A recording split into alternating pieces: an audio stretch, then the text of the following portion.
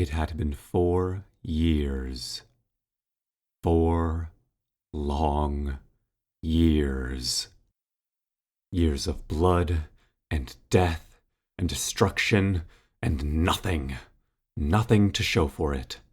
Victory after victory, brushing aside every legion in their way, tearing down every wall and freeing every slave they found.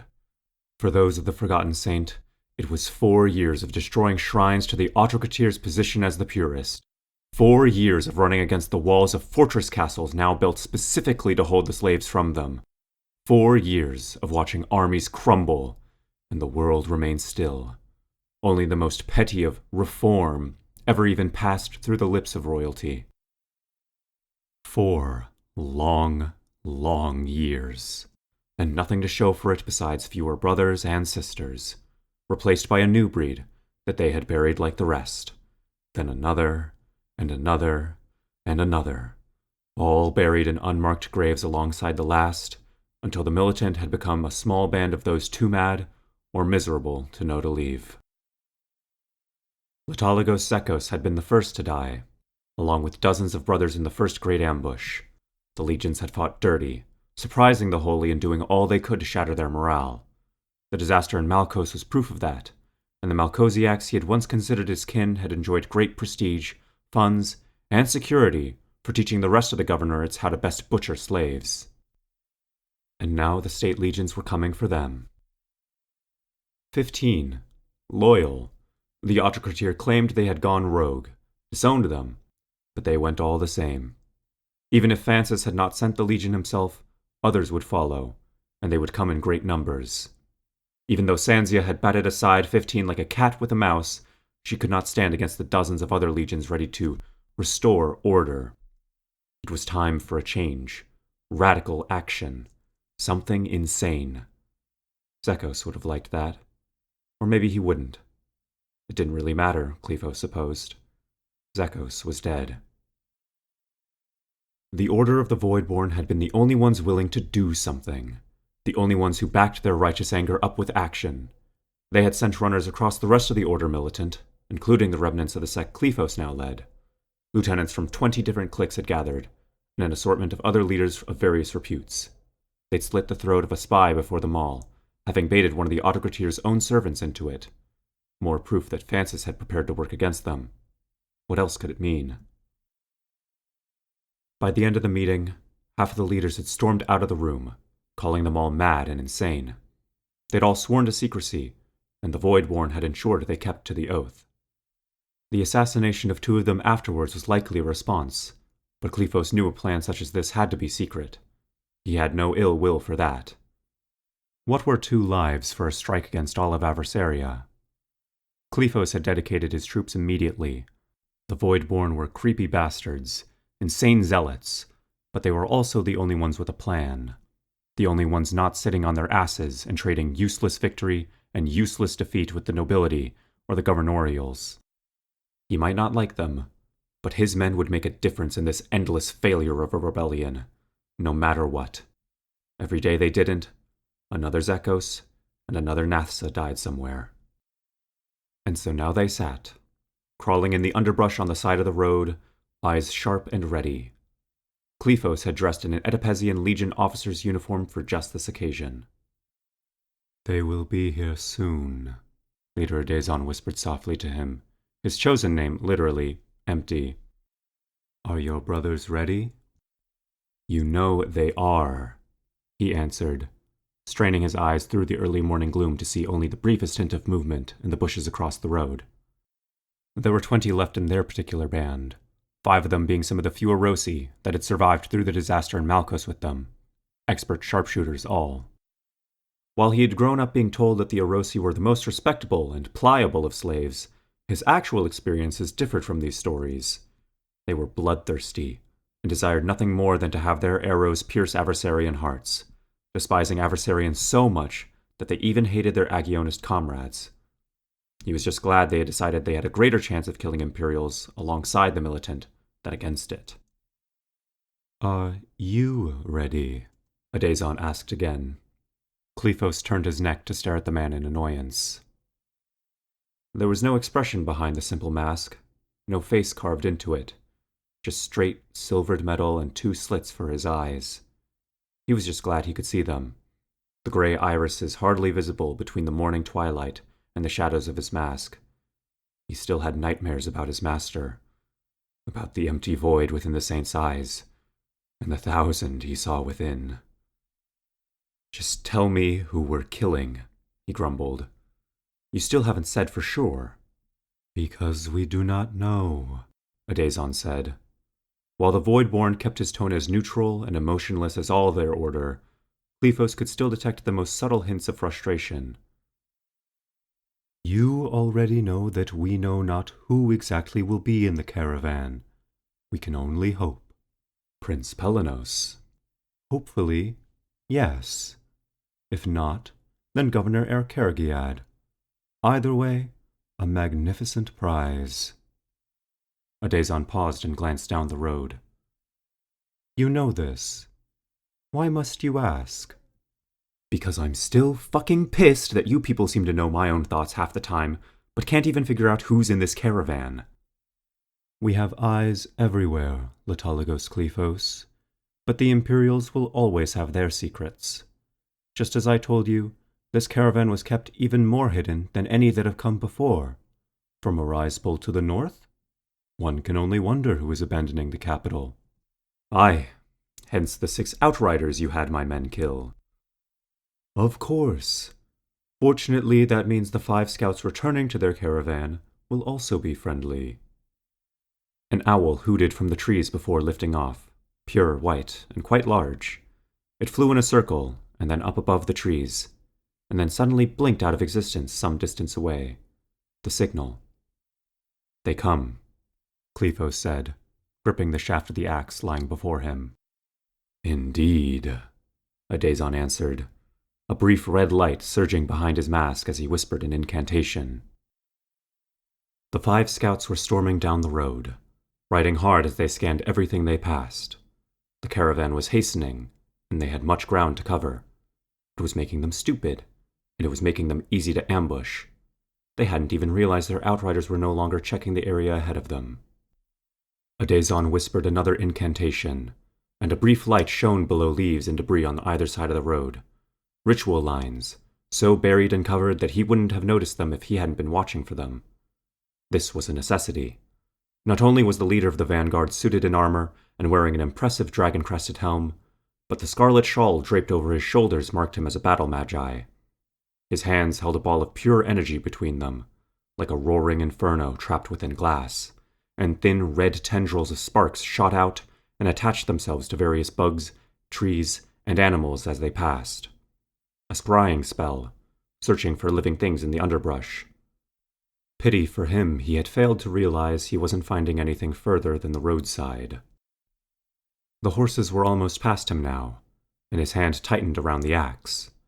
He turned to look at the Voidborne magi, Sephirin, Clarity, who nodded from where she crouched behind him, and clapped her hands together as if in prayer, eldritch speech escaping her lips. The ritual circle of blood and rocks that surrounded her lit up immediately, and Kleiphos and everyone around her turned and closed their eyes before the spell triggered. He could hear Sephirin scream in pain before a desperate choking noise cut her off. A moment later, and even through his closed eyes and behind his arms, the entire road lit up. It was a mouth-launched magical signal flare, and it was the one the Imperials had agreed to use if they needed the caravan to pause.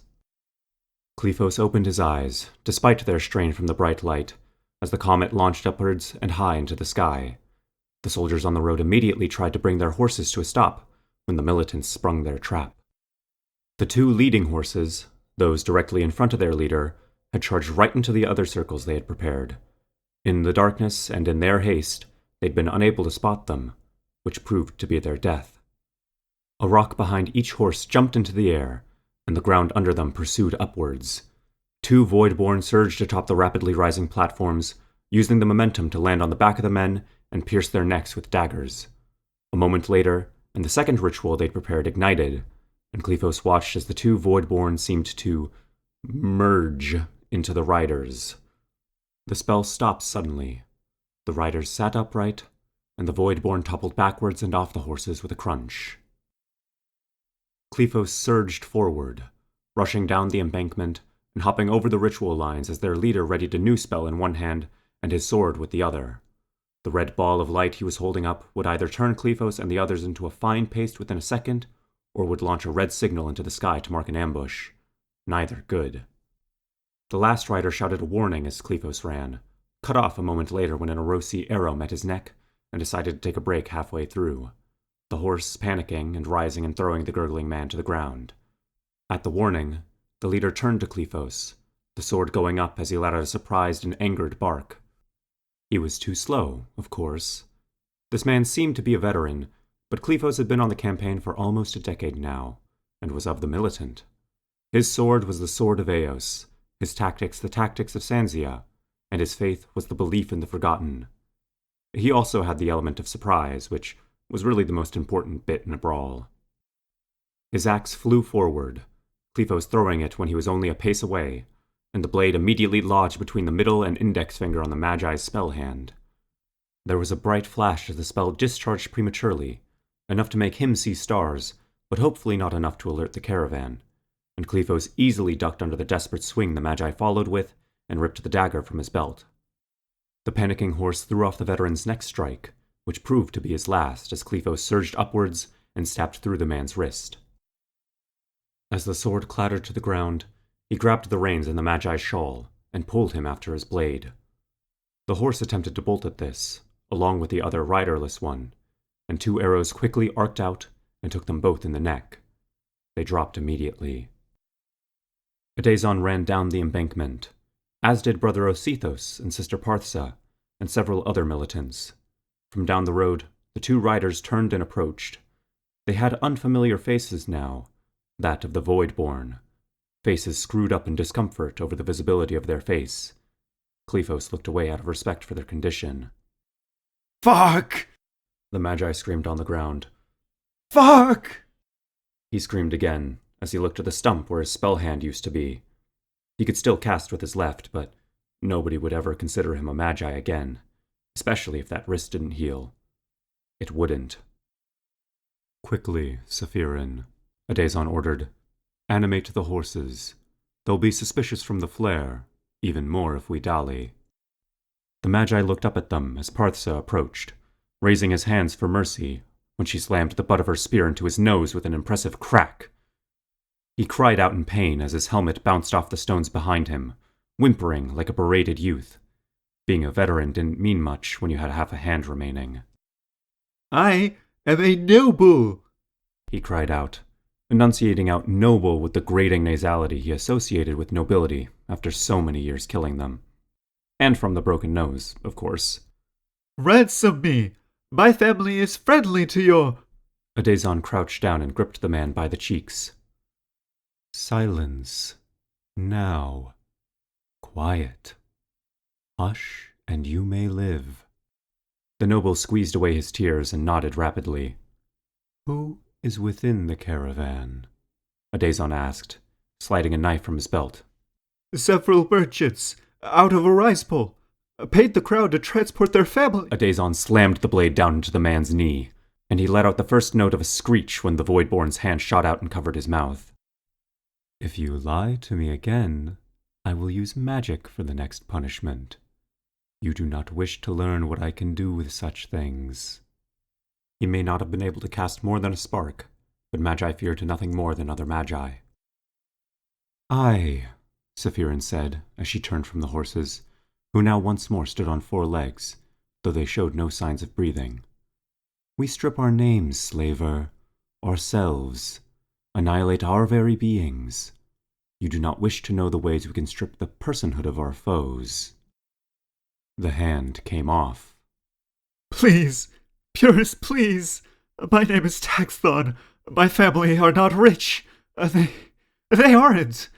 We hardly have a slave to our name, and we've never... The noble tried before Adazon slapped him into silence. Kleiphos had first thought him to be a veteran by the uniform, but he could see now that he was younger than he was. There were several decorations across his sash to mark him out as a man of at least some skill, but he was more than likely a political appointment. Some minor noble scion whose family had sent to the Legion of the Emperor's Own for the prestige of the dynasty. Yet another unwitting slaver fighting for causes he did not understand. One more time. Who is within the caravan? And what word do you speak so they know you are a friend? The Magi started, and he seemed to recede into himself as Sephirin's eyes flashed with red energy, his hands raising and his eyes shooting open. All right. Please, by the purest, just treat my hand. Tell us what we wish to know, and you will be healed and released back to your kin, Adazon offered, too kindly by Kleiphos' standard. Royals. Aautokrata Francis's family. Oh, you shouldn't even try. Whatever you're trying. Your cause. If you take them hostage, then the Aautokrata will... Which royals? I don't know. I wasn't told. I swear. I was just told that it was his family. I only saw... The code word. Now. All right. It's Theriot's fire. Like the last dragon. The Widow War. Good, Adazon said as he nodded towards Sephirin. Tend to him. Listen, please, just don't harm them. I don't know who's in it, but some of them are only Sephirin's dagger whipped out and took the officer under the chin, the man's eyes shooting open in surprise and betrayal as he fell back, clutching at his throat for a moment before falling still. Was that necessary? Aautokrata asked. What would you have done? Taken him for some blood wine? Asked him politely to join the rebellion? Parthsa snapped from her traditional spot alongside him. They were still together. Kleiphos knew, but they were more distant than they used to be, fought more often.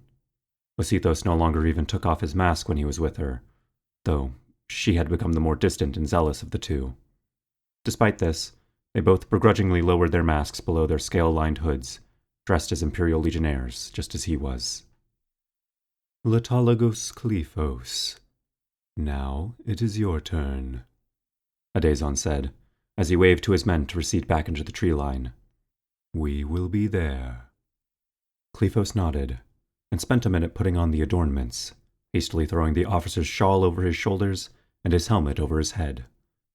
He'd already been wearing close enough armor for the occasion, and only had to make some minor adjustments to match the dead man exactly.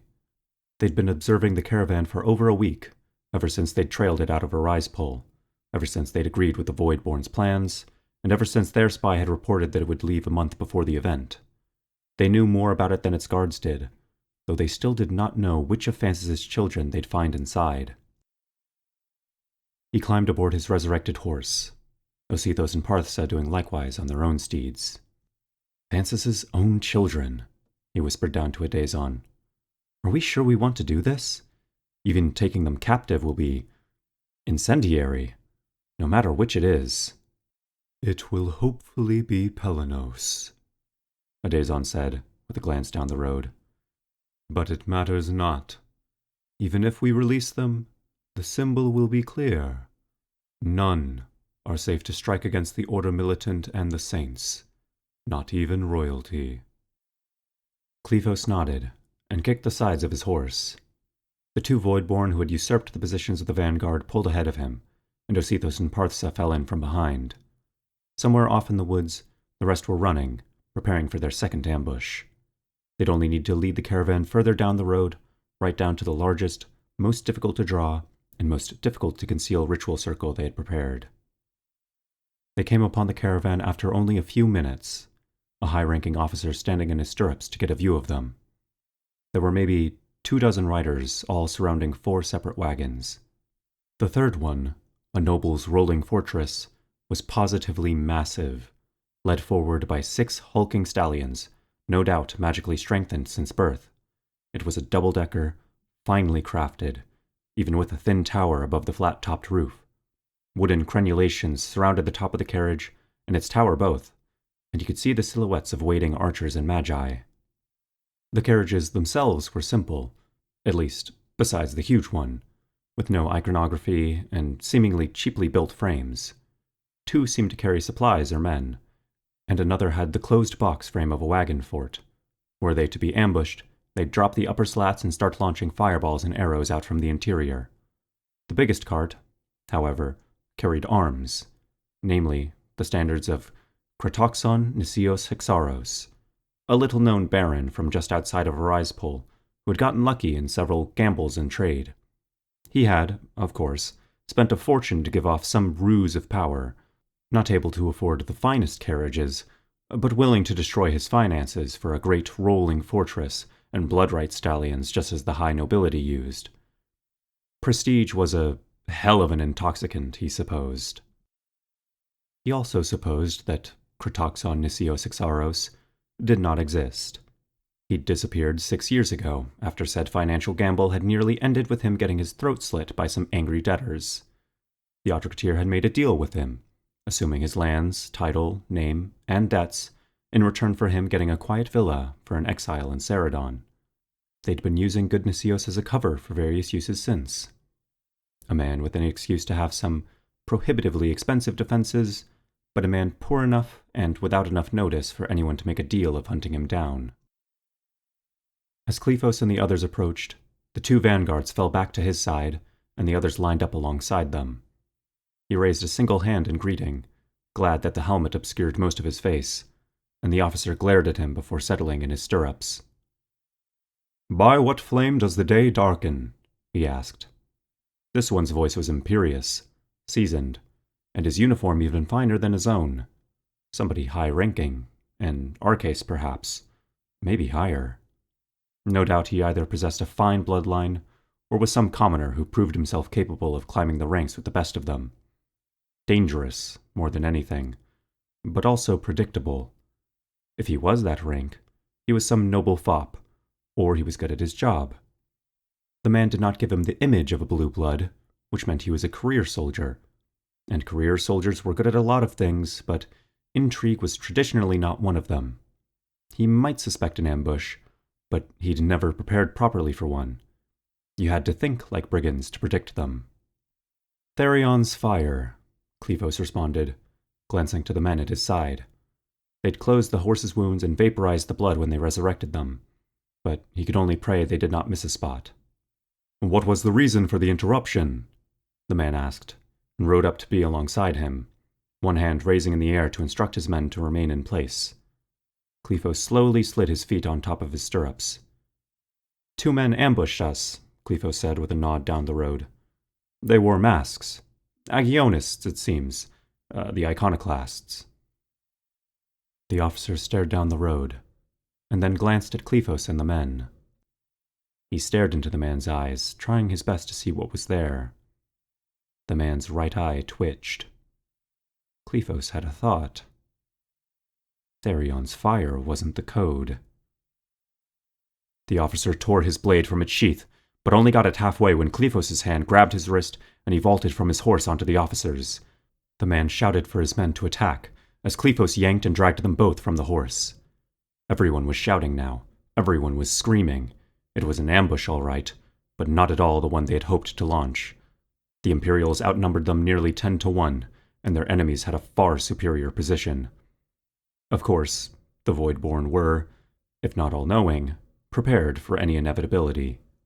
As he fell from the horse on top of the officer, he heard the snap of magic in the air, as one of the Voidborne magi masquerading as a horseman slit open his own wrist and snapped an old carved bone he had shown them all when they'd made the plan. Between his blood and the ancient black bone, there was enough magic for 100 magi. The blast he launched was so violent that it threw the mid-air Kleiphos, and the officer that he was holding, off the road and into the embankment at its side, the horse tumbling to the ground behind them. He was thankful to land on top of the officer, the man's ribcage crunching beneath his armor as the collective force of Kleiphos and the flight from horse to roadside drove directly into his chest.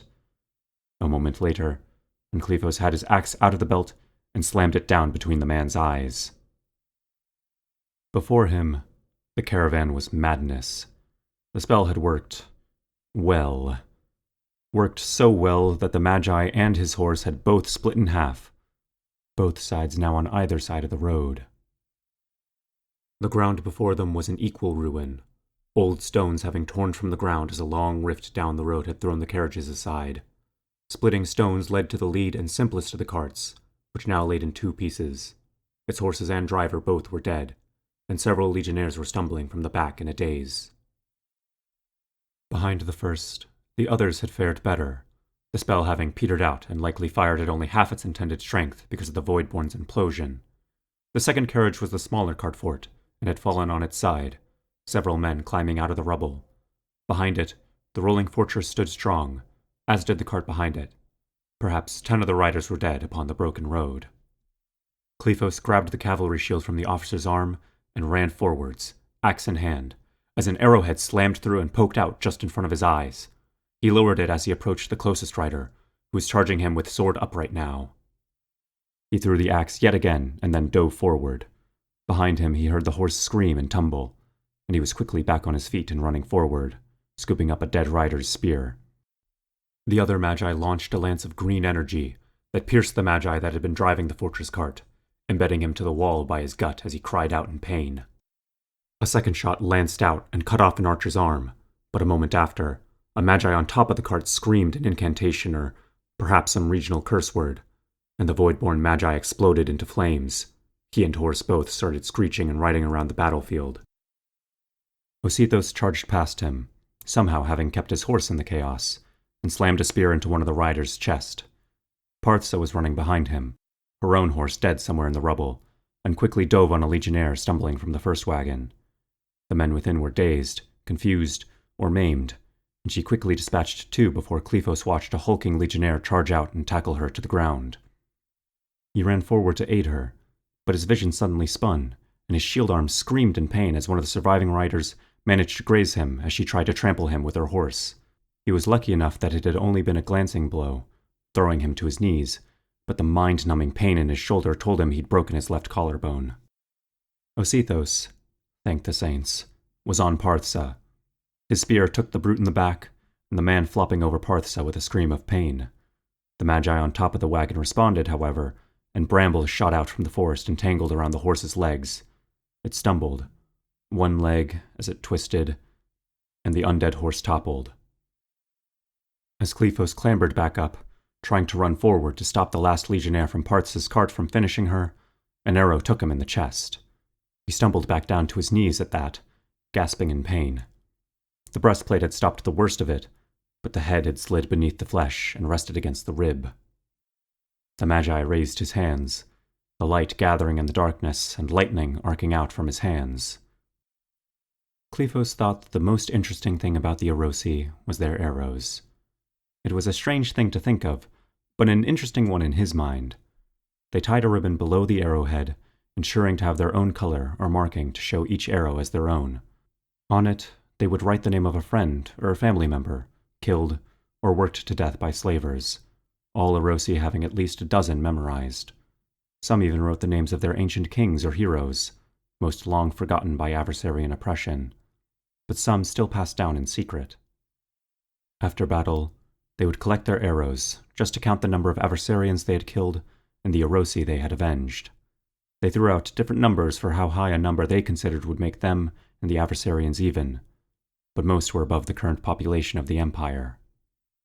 He thought of Aautokrata arrows because Abris, one of his sharpshooters, wrapped his arrows with white and red cloth ribbons and the names of his 7 dead children on most of them, one of which took the Magi just below the arm, right at the pit. The Magi screamed and turned, another arrow taking his chest and pushing him over the edge and off the cart, where he splattered against the stones below. More arrows followed, archers collapsing out of view or riders falling from their horses. Whoever was the highest-ranking remaining Imperial was on his horse, screaming for the men to rally as he blocked an arrow with a shield. Kleiphos stumbled to his feet, braced the spear, and then threw it. It wasn't a throwing spear. It was more like a lance than anything. Kleiphos couldn't deny his wounds, and not to mention the fact that he had hardly thrown 10 spears his entire life.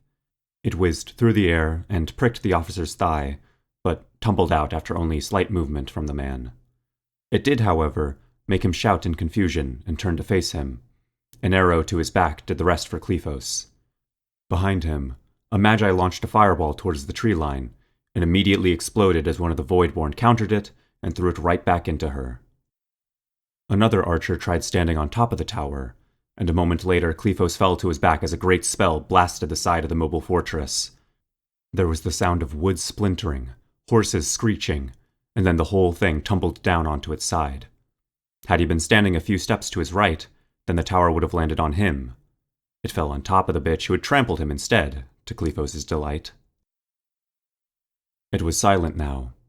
The legionnaires were dead or wounded. Whoever was in the fortress was...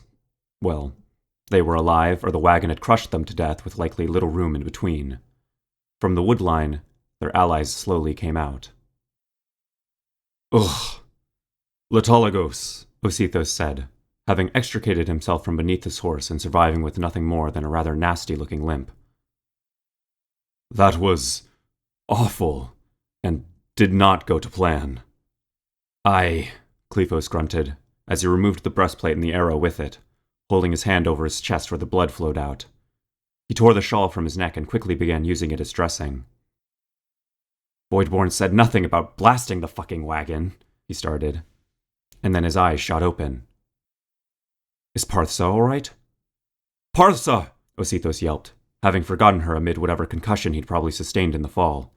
They both ran over towards the second cart, Kleiphos reaching first on account of having both his legs in working order. She was on the ground still, gasping for breath. He hadn't seen it, but before a piece of the fortress's debris had cleaved into the neck of the last legionnaire, he'd rammed his sword through her gut.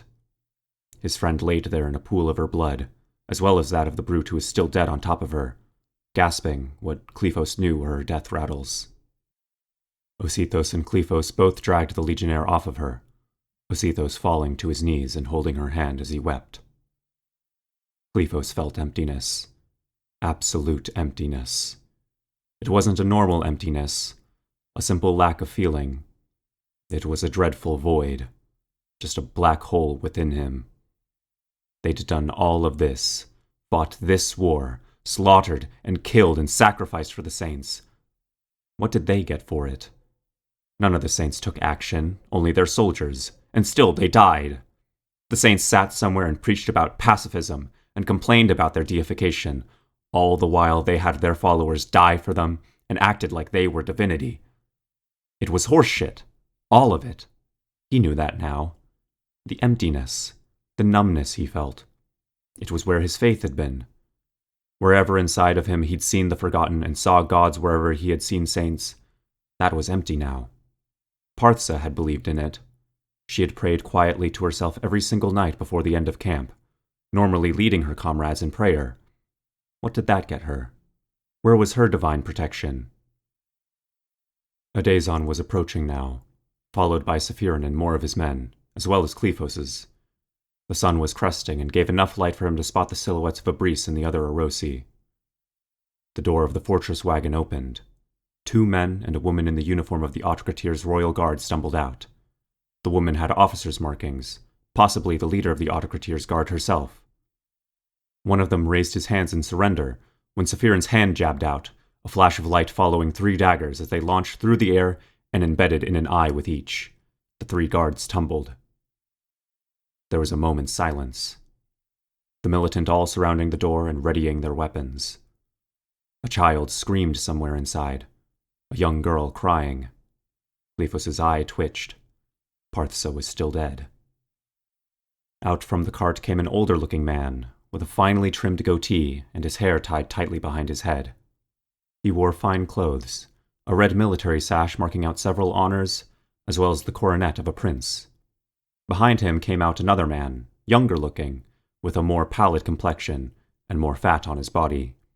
He looked younger, timid, and horrified for his life, and he too wore a coronet. We got 2 princes! Exclaimed Sister Yinus, one of his militants. Please, said the older one, holding up his hands in supplication. You need not do this. We are friends here. The Aautokrata has made no strike against your faction. MaxxxEC, favored son of Fences, Adazon intoned as he turned to face the older. That makes the other Pelenos. Prince MaxxxEC, the man corrected, though seemingly as politely as he could. And yes, you know me. You know I am a friend. Aye, and we know that, Adazon pointed towards Pelenos, that this creature is not human. Two of the Voidborne strut forward. Then MaxxxEC shoved out of the way after trying to intercede. Pelenos tried turning to run, and the first Voidborne to reach him immediately drove him to the ground and slammed a knee into his back. Kleiphos, Sister Yinus said, waiting a moment and starting again when she got no response.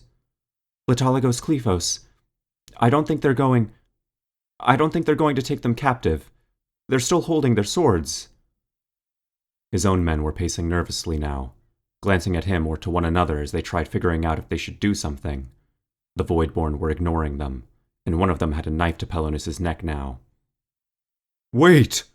You know the punishment will be severe. If you do this, my father will respond, even if you do such a thing to Pelenos. I won't be able to stop him. Ah, yes. Brother Reformer, Adazon sighed, with only the barest tell of sarcasm leaking in. I take it the voices within the carriage are your sisters, Izana and Maitika? And I'm going to guess the babe is your brother Ultan, youngest of the family. Please. You know me. You know I hold my father's ear. I am your ally. My representative was even at the Saintsmeet. I have been fighting alongside you since... Adazon laughed at that. It wasn't a kind laugh, and Kleiphos imagined it to be the first time he ever did so. Nothing at all like the normally emotionless front he made, but even nastier than he had expected him to cackle. Adazon did not force the laughter, but it conveyed no actual sense of humor. Sephirin, get this over with. The Magi nodded, and sliced her palm with her knife, grabbing some sand from a pouch and throwing the bloody dirt before her. Her hand and the sand both glowed, and a jet of blood seemed to launch from her palm and consume the sand before slamming through the door of the cart and into the interior. There was a boom, and the fortress cart exploded violently, a great blast of boiling blood sending hundreds of pieces of wood, cloth, metal, and flesh raining down around them. No! MaxxxEC screamed, his hand igniting. Sir! Yinus screamed, rushing forward with her sword. Kleiphos was moving first. Yinus grabbed Sephirin and drove her to the ground, and his men quickly grabbed a silent Adazon as well. This froze the two holding Pelenos, allied spear tips pointed at their chests. MaxxxEC froze as well. Power radiated from his hand from a prepared spell, but a sword at his chest from one of Adazon's men paused him, and a knife at that man's throat from one of Kleiphos' paused the Voidborne. Everyone calm down! Brother Nogard, from his own order, shouted, hands up, lightning dancing between his fingers. The bastards did it! The bastards killed them, Kleiphos! Yinus shouted. Parthsa was dead. So many were dead. So many were dead. For nothing. For nobody. No divinity. No cause. Just useless loss and torment. Just like Nathsa. So long ago. Just like Nathsa. They'd cut her down like an animal. Just like Nathsa. Sir, what are you... Yinus started, as MaxxxEC turned to face him. The Reformer only managed a surprised shout, his hand lighting up with a spell, when Kleiphos slammed the dagger into his neck. MaxxxEC curled, the spell turning to steam off his palm as he fell backwards. His own men stared at him in horror. As their weapons slackened in their hands, the man standing above the now screaming Pelenos slammed his boot down, caving in the prince's head and sending the insides across the stones before him. Sir, Nogard whispered, falling to his knees as the others released the Voidborne. Sir, what have you done? Kleiphos stared at MaxxxEC's corpse, dropping the blade on top of his chest. Sending a message.